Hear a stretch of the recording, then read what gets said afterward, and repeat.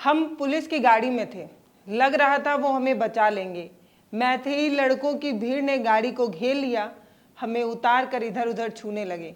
उन्होंने कहा कि जिंदा रहना है तो कपड़े उतारो। हमने मदद के लिए पुलिस की तरफ भी देखा, लेकिन उसने मुंह फेर लिया। फिर हमने कपड़े उतार दिए। ये कहना है 21 साल की उस पीड़िता का जिसका वीडियो सोशल मीडिया पर वायरल हुआ था और आपने देखा भी था।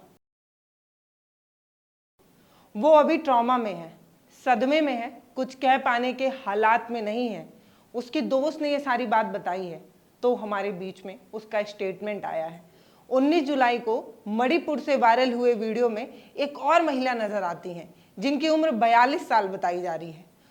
उस महिला का भी कपड़ा उतारा गया था।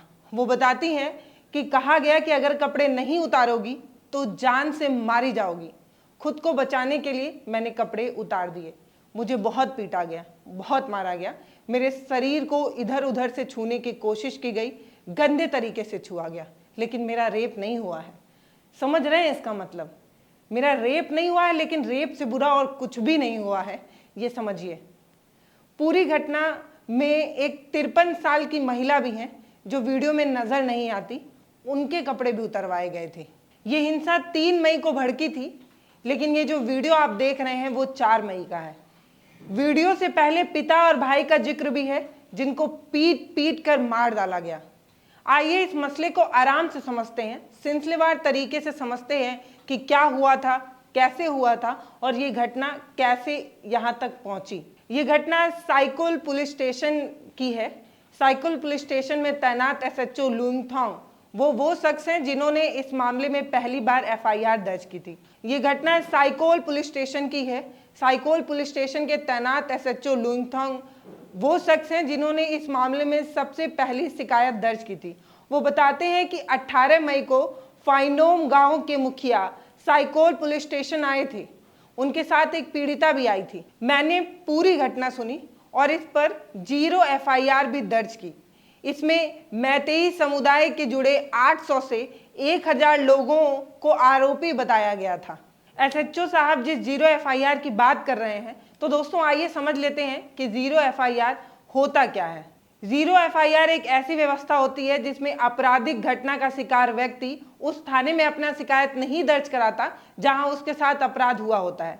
ऐसे में पीड़ित पुरुष अथवा महिला किसी दूसरे थाने में जाकर अपना शिकायत दर्ज कराती है जिस थाना क्षेत्र में अपराध नहीं हुआ होता है। ऐसे में थाना अध्यक्ष पीड़ित पुरुष अथवा महिला की शिकायत दर्ज कर लेता है और उस शिकायत संबंधित थाने में भेज देता है। यानी कि जहां पर आपका अपराध हुआ होगा वहां पर आपकी शिकायत भेज दी जाएगी। आप किसी भी थाने में अपनी एफआईआर, अपनी परेशानी बता सकते हैं। एसएचओ साहब आगे बताते हैं कि जब पीड़िता यानी कि 21 साल की वो लड़की उनसे मिली तो वो काफी डरी हुई थी, वो बार बार रो रही थी। उसने बताया कि वो और उसके साथ 4 लोग और थे, यानी कि टोटल 5 लोग थे। वो अपने गांव से जंगल की तरफ भाग रहे थे।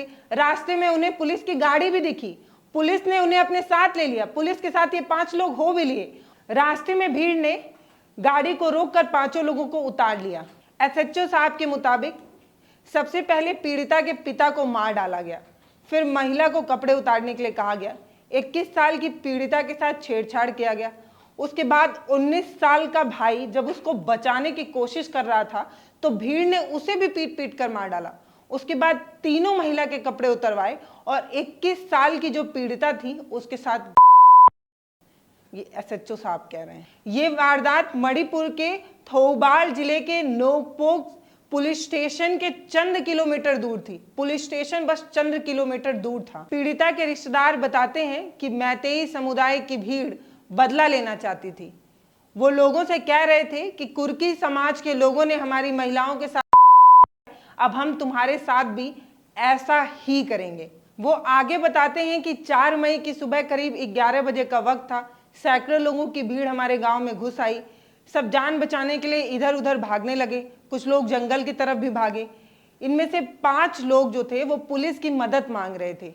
फिर भी मैतेई की भीड़ ने उन 5 लोगों को घेर लिया और पुलिस की गाड़ी से हमें उतार लिया। वे आरोप लगाते हैं कि इसमें कई संगठन शामिल हैं, जैसे मैतेई युवा संगठन। इसके अलावा वो बताते हैं विश्व मैतेई परिषद, अनुसूचित जनजाति मांग समिति से जुड़े ये लड़के थे जिन्होंने हमला किया। वहां मौजूद लोगों और पुलिस अधिकारियों से बातचीत में जो मामला सामने आया है उस मामले को सिलसिलेवार तरीके से समझते हैं दिन और डेट के अनुसार। 3 मई 2023 करीब रात के 12 बजे मणिपुर में हिंसा, बवाल, आगजनी का दौर शुरू हुआ। मैतेई और कुर्की दो समुदाय के लोग हैं, दोनों आपस में लड़ रहे हैं, एक इलाके में घुसकर मारपीट कर आगजनी कर रहे हैं। बी फाइनोम नाम का एक गांव है जिसमें कुर्की समाज की आबादी अच्छी है, अच्छे तादाद में लोग रहते हैं। अब वहां पर मौजूद लोगों का ये कहना है कि रात में करीब 3 बजे मैतेई भीड़ जो है, मैतेई समुदाय की जो भीड़ है वो हमला कर देती है। भीड़ में काफी संख्या में लोग होते हैं जो काली टी शर्ट पहन कर आते हैं। लोगों के हाथ में चाकू होती है, लाठियां होती है, राइफल होता है और भी अन्य कई आधुनिक हथियार होते हैं। कुछ लोगों का कहना है कि मैतेई समुदाय के लोगों की भीड़ कम थी, संख्या में वे कम थे, इसीलिए कुर्की समाज के लोग उसका डटकर विरोध करते हैं। मैतेई जो समुदाय है वो भीड़ में तो आता है लेकिन वो लौट जाता है शोर मचाते हुए। उसके बाद 4 मई 2023 को क्या होता है, 4 मई 2023 सुबह करीब 11 बजे मैतेई भीड़ लेकर फिर से उसी गांव में आती है, फाइनोम गांव में आती है और हमला कर देती है। एफआईआर के मुताबिक करीब 800 से 1000 लोग होते हैं। सभी मैतेई युवा संगठन और भी तमाम कई संगठनों का नाम जैसे मैंने आपको ऊपर बताया है वो संगठन थे। वे हथियार लेकर आए थे, गांव में घुसकर मारपीट करने लगते हैं, हिंसा करने लगते हैं। उनके साथ कई आधुनिक हथियारें थी जिसमें AK-47, इंसास राइफल वगैरह का जिक्र किया जा रहा है। साइकोल पुलिस स्टेशन के SHO बताते हैं कि 4 मई को सुबह करीब 11 बजे घटना हुई थी, पुलिस स्टेशन के पास घटी थी। मुझे उसी दिन घटना की जानकारी लग गई थी। SHO साहब बताते हैं कि हमारे डिवीजन से करीब 42 किलोमीटर दूर है, लेकिन वो ये भी बताते हैं कि उग्र मैतेई भीड़ गांव में घुसकर ज्यादातर घरों में तोड़फोड़ की, आग लगाई, सामान चुराया और बी फाइनोम गांव, वही गांव जहां पर हिंसा हुई थी, उसके 5 लोग भागते हैं जंगल की तरफ, जिसमें से 3 महिलाएं और 2 पुरुष होते हैं। जान बचाने के लिए जब जंगल की तरफ भागते हैं तो वो नोकपोक पुलिस स्टेशन है उससे मदद की गुहार लगाते हैं और नोकपोक सेकपोई पुलिस स्टेशन का नाम है, वो टीम उनकी मदद भी करती है। ये पुलिस स्टेशन जो है वो घटना स्थल से करीब 2 किलोमीटर की दूरी पर ही है। पुलिस की गाड़ी में बैठकर लोग आगे भी बढ़ने लगते हैं, लेकिन बाग में उग्र भीड़ उन्हें रोककर उन लोगों को उतार लेती है, उन 5 लोगों को उतार लेती है। घटना के प्रत्यक्षदर्शी कह रहे हैं कि पहले हमें लगा था कि पुलिस हमें बचा लेगी, लेकिन पुलिस ने भीड़ का साथ दिया। वो हमारे गांव पर हमला करने आई थी लेकिन पुलिस ने कुछ भी नहीं किया।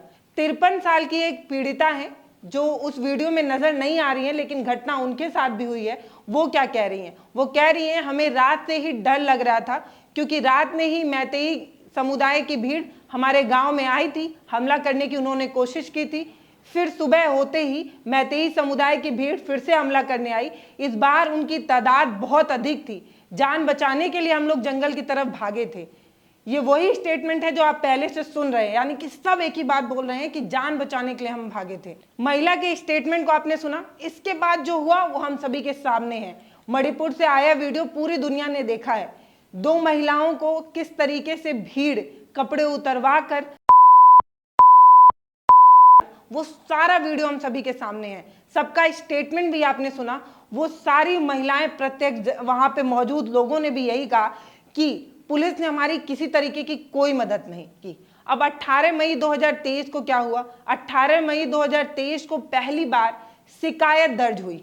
अब SHO आगे बताते हैं कि पीड़ित घटना के कई दिन तक पुलिस स्टेशन नहीं आए थे, दंगे की वजह से पुलिस स्टेशन नहीं आ पाए थे, लेकिन बाद में वो पुलिस स्टेशन आते हैं। करीब 2 हफ्ते बाद 18 मई को फाइनोम गांव के मुखिया पुलिस स्टेशन आते हैं और उनकी तहरीर पर FIR दर्ज हो जाती है। FIR में बताया गया कि दंगे और तनाव के हालात की वजह से केस को तुरंत रिपोर्ट नहीं किया जा सका है।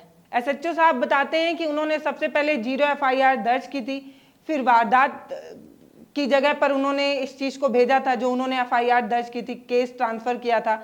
उस FIR में उन्होंने कौन कौन सी धाराएं लगाई हैं, अगर ये भी सुनना चाहते हैं तो सुन लीजिए। इस मामले में उन्होंने IPC की धारा 302 यानी कि हत्या, उसके बाद 354 यानी कि महिला के साथ छेड़छाड़ और अभद्रता, इसके अलावा 376 यानी कि बलात्कार, 326 यानी कि गहरी चोट पहुंचाना, इस तहत में रिपोर्ट दर्ज की है, एफआईआर दर्ज कर लिया है। मैतेई युवा संगठन के खिलाफ ये मामला, ये केस जो है वो दर्ज हुआ। उसके बाद 19 जुलाई 2023 को क्या हुआ, 19 जुलाई 2023 को वीडियो वायरल हुआ सोशल मीडिया पर वीडियो वायरल होने के बाद ये हम सभी के बीच में आया। हम सभी ने इस हिंसक वीडियो को देखा। वीडियो में जो दिख रहा है उसको बार बार बोलना नहीं चाहती। आपने वीडियो में देखा कि किस तरीके से महिला की में परेड कराने की कोशिश हुई। वीडियो सोशल मीडिया पर आया और बुरी तरीके से वायरल हुआ। उसके बाद बवाल मच गया।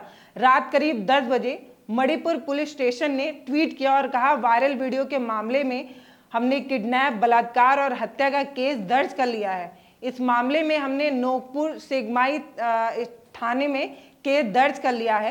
पुलिस ने मामले की जांच भी शुरू कर दी है। राज्य की पुलिस जो है आरोपी को पकड़ने की पूरी कोशिश में लगा हुआ है। और अभी तक इस मामले में यह हुआ है कि वीडियो में दिख रहे 4 लोग अरेस्ट हो चुके हैं जो मुख्य रूप से आरोपी थे। वीडियो में दिख रहा वो शख्स जिसने महिला को पकड़ा हुआ था, उसको अरेस्ट कर लिया गया है। पुलिस का स्टेटमेंट है। 32 साल के इस शख्स का नाम हुईरेम है, जो पेची अवाग लेगाई का रहने वाला है।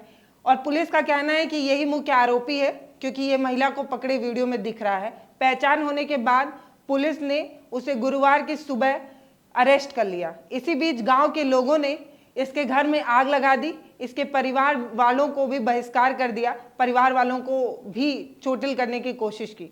गुरुवार शाम 3 बजे 3 और आरोपियों को पकड़ लिया गया। पुलिस का स्टेटमेंट ही है ये भी।